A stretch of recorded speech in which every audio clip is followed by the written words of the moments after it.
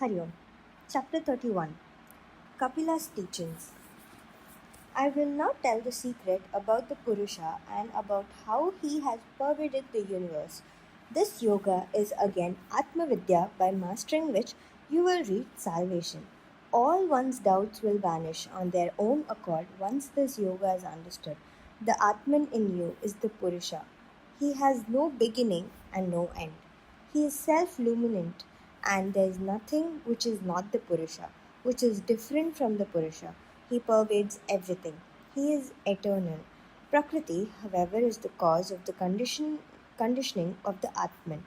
Purusha is eternal, as I said before, and he is that which pervades the world of plurality.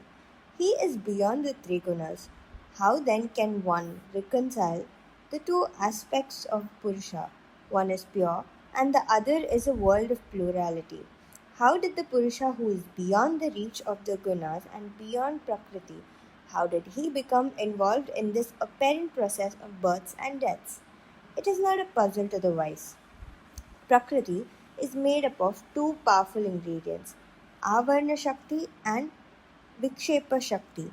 When the three gunas are so well balanced that there is a perfect equilibrium, then we have what is called the Nirguna state, guna-lessness. Time is again another form of Purusha. When time moves on, the gunas are suddenly found to have lost their equilibrium. It gets upset, and one of the three gunas, Rajas, manifests itself. After that, the other two. When the gunas thus come into action, the Avarna and Vikshepa also come into their own. Purusha now assumes two forms, Jiva and Ishvara.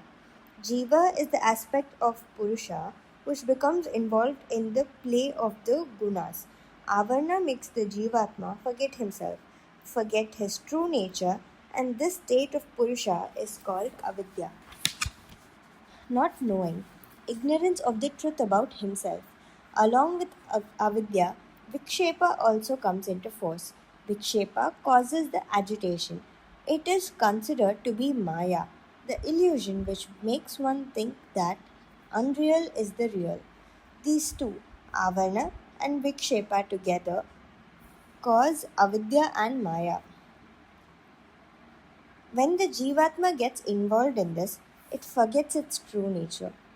It identifies itself with the world of plurality and gets involved more and more deeply.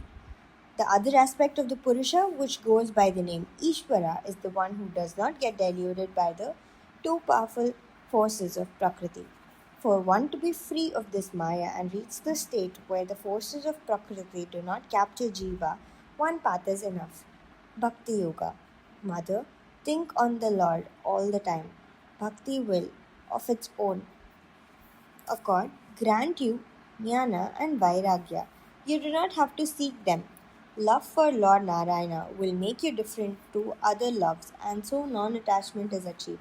Bhakti will show you the way to the feet of Narayana. When a bhakta realizes that the only aim in his life is to reach Narayana and strives for it, that means that he has learned the truth and avidya has vanished. He knows that Narayana is the only truth and nothing else. It is the Brahman or the Purusha or Ishvara or Bhagwan, according to different yogas which seek him. It is this which is revealed in all the manifestations in the world of plurality.